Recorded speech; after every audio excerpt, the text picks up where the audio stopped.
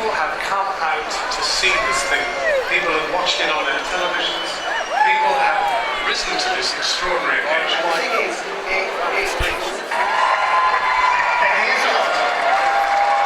Meeting the crowd.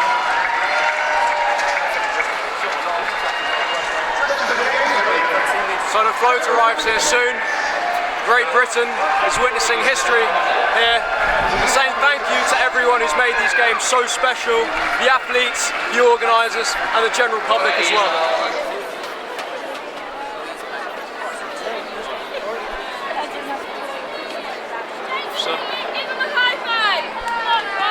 Hi guys, I'm here with Alex, Nina and Amy, and I understand you've travelled down from Oxford.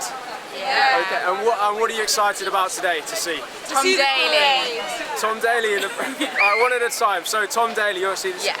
Why are you excited to see Tom Daley? Because he's really good looking. What did he do though? He only got bronze. But bronze is good than is better than nothing. Okay, and Nina? Nina, yes. Nina, who are you looking forward to seeing? Actually, I'm looking forward to seeing all the athletes and just cheering them on and really participating with the rest of the nation, really, and encouraging them and thanking them for all their dedication, hard work and effort. Thank you. And Alex? Jessica Ennis, because she's from Sheffield.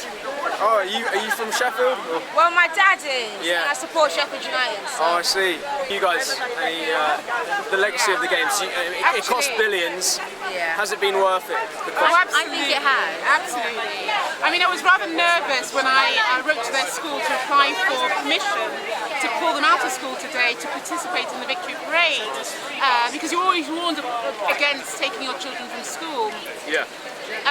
But I think that today in particular, you know, watching the whole Olympics, cheering the Olympians on, participating in the victory parade today is a lifelong lesson for the children that they'll certainly remember all their lives. And it's a one-in-a-lifetime opportunity, like once-in-a-lifetime opportunity. This won't happen again, so it's nice to be able to celebrate. And I think people are appreciating, like, people who are disabled now a lot more now that they, you know, now that the Paralympics are on, and hopefully people will just be a lot more appreciative. So, look at games makers here. It's a sea of purple. These volunteers, lauded so much by Boris Johnson, everyone else. Voice newspaper is joined by Jermaine. Jermaine, how's it going today? I'm fine, thank you. How are you? Very good, thanks. So, we're under grey skies here for the Team GB Olympic parades. Yes, we are, yeah. Tell me about your participation during the games. I noticed you're wearing this dashing purple. Yeah, thank you very much. Yes, it's been absolutely fabulous. The games have been superb. The energy, because I think people say that games makers, they make it, but I think also the spectators, they make it, and like the energy that they bring to the games makers, it makes it absolutely marvellous. Are there any athletes in particular? Just name one athlete that sums up the games and spirit for you, if you can do that for me, please. I know it's a difficult question.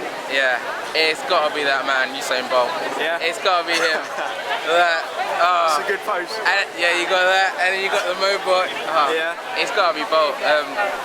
All the critics were at him, thinking that Johan Blake was going to beat him in either the 1 or the 2, but he pulled out the bag. He didn't get the world record, but he wasn't that far from the 100, and he was only 95%, so it's got to be him, yeah.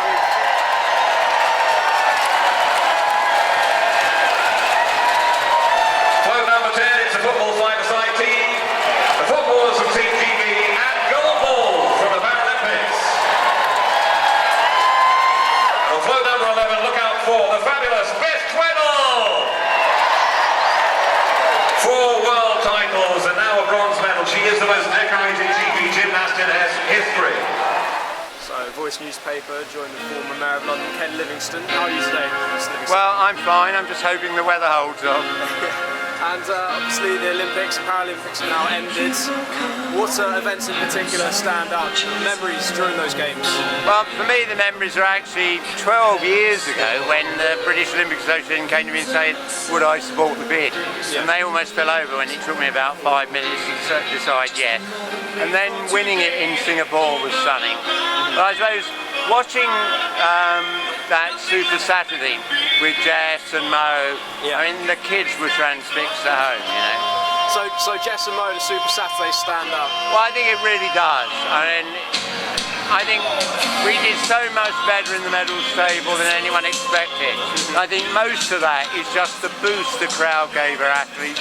Yeah, sure. And New Labour's role in organising the games and winning the bids, what kind of legacy do you see for the games going into the future now the coalition government's in power? Well, the land around the site and to the south of the site is enough for 40,000 homes and 50,000 jobs. And the mayor and the government have got to get off their backside and make sure we attract investment and the whole of the rest of the area comes to life. Sure. And the games cost billions of pounds for the UK economy. Do you think it's brought in, is the cost justified by the... I could never have persuaded any government to invest £8 billion in the East End of London. Yeah. You needed the Olympics to force them into doing that. And it's transformed the area. So no, it's every penny well spent. And that £8 billion has been a real boost to the London economy over the last 4 years while we've been in recession. It would have been so much worse without that.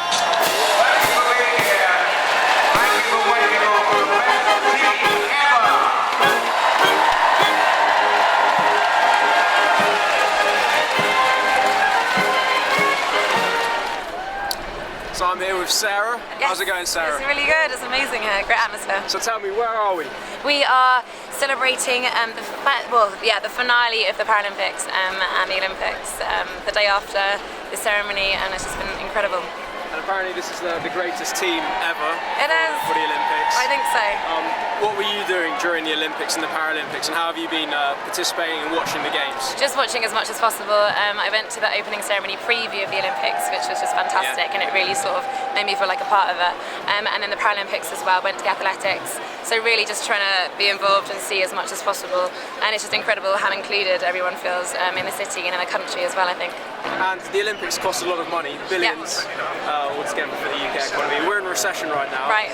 Has it been worth it? Yes, definitely. I think definitely. I mean, I don't know exactly how much money it cost. I know it was obviously millions. I think you can't really put a price on these memories and the solidarity that I think we feel as a country now.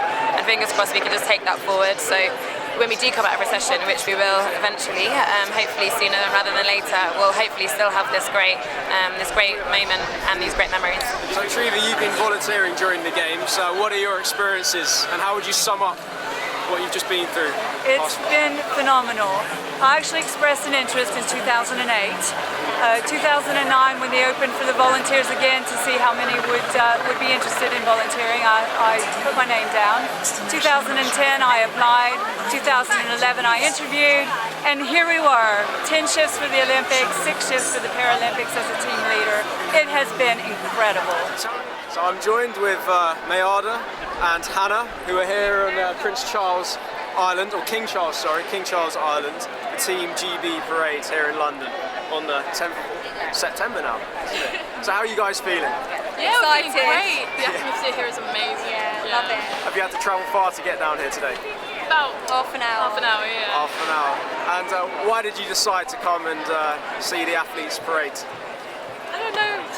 Because I just love the atmosphere of the Olympics, and I went to some of the events, and I just wanted to be down here today. And the atmosphere is just so infectious. You just want to get more and more and stuff like that, just to hold on to it, you know. Are there any particular people you're very excited to see? Oh, Ennis, Farah, Tom Daly. especially Tom Daly. So you're for Tom Daly, Yes, Hannah? definitely. You got the hots for Daly, Definitely, I imagine. And Mayada, so Jess Ennis and Farah, yeah? Farah, yeah, definitely. Any particular events that stand out for you during the course of the summer? Super Saturday, definitely. Super Saturday. With Jessica Ennis. Yeah, and then for the Paralympics, definitely Johnny Peacock, he did amazing, and that was fantastic. So yeah. Which was the best closing ceremony? Olympic closing ceremony or Paralympic closing ceremony? Oh, that's a tough one. To be honest, they're both great in different ways. I'd say, yeah. I think the Olympic closing ceremony had more acts, so it's more variety. That's some good music, maybe. Yeah. So I'm joined by Henry Bonsu from Colourful Radio. How's it going, Henry? And what have we just seen today? It's going absolutely brilliantly. We have seen a fantastic celebration of London, of Olympic and Paralympic excellence. We've seen some people who we didn't know before but are now household names, and household names who become legends. It's one of those days in London's life that you will never forget. Yeah. And what kind of memories will you take away from the games? Just seeing these guys close up, seeing the likes of Chris Hoy, seeing the likes of Mo Farah, Rebecca Adlington, Pendleton, all these people, Johnny Peacock, who I didn't really know before, Dave Ware, fantastic 5 gold medals, amazing people, and to see them here in the heart of the capital, just the day after the Paralympics is finished, has been a joy, and it's been great to see the people of London come together to celebrate. So do you think the Olympics will leave a legacy for young children to get involved in sport? And what sports, if any, have you become more interested in? And is it making you taken up any new sports? Well, I mean, I've always been interested in track and field, never really been interested in swimming, not so much the cycling, not the murder ball, but I'm interested in all of those now. Never really into synchronized swimming, but I'm interested in it now because I feel I've got to know the people. I'm taking more interest in some of the sports that I would normally ignore because it's on homegrown territory. And I really hope there is a legacy, that we keep this going, that we'll start televising sports that only get televised once every 4 years, and that we don't sell off all the playing fields, and we realise that the legacy has to become more than just a word. It has to be three-dimensional, it has to be about people, not just about buildings. Exactly. And obviously child obesity in this country is a problem. When you see companies like McDonald's sponsoring the games, what kind of message does that send? Well, it can send a conflicted message, but they can get around that now, because it's on the one hand, yeah, they put out a lot of horrible and rubbish in their food, but let them get rid of that rubbish and start funding things that the government can't fund, and the private sector doesn't always fund, the public sector doesn't always fund. But those guys, like Visa, Samsung, all these people have been pushing their brand for the last 6-7 weeks. Let them put the money into the legacy now. Any closing comments for the Voice readers and viewers? Well, look, it's great to see people put the great back into Britain, and the Voice readers, the Voice fans are often of African and Caribbean origin, sometimes feel marginalised, but now we're at the centre of the success. We are here not just to fight, but here to stay and celebrate with the best of them. And people need to remember that, even in the difficult days. Thank you very much. Really appreciate your time. So, this has been an amazing spectacle here in Trafalgar Square. The crowd has really got behind seeing the Paralympians and the Olympians coming past. It's been a really exciting adventure and a great British summer of sport. And hopefully there'll be more to come next year in who knows what. But this has been a fantastic time. This is Bart for the Voice newspaper.